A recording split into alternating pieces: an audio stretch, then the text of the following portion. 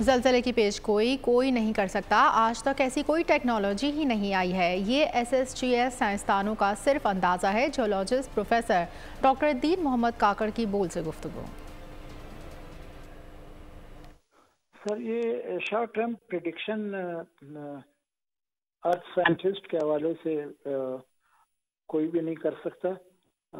آج تک ایسے اکوپمنٹس ابھی تک آئے نہیں ہیں۔ جو سب سے معتبر ادارہ ہے وہ USGS ہے، وہ اس قسم کی رپورٹس کو رد کرتے ہیں۔ جو چمن اس کی فالٹ ہے، یہ ایکٹیو ہے، اس پہ انرجی سٹور ہو چکی ہے اور زلزلے کے امکانات بھی ہیں۔ اس کی کچھ اسٹیمیشن ہے، ورف اسٹیمیشن کرتا ہے، کبھی کبھی وہ ٹھیک نکلتا ہے، کبھی کبھی وہ نہیں نکلتا۔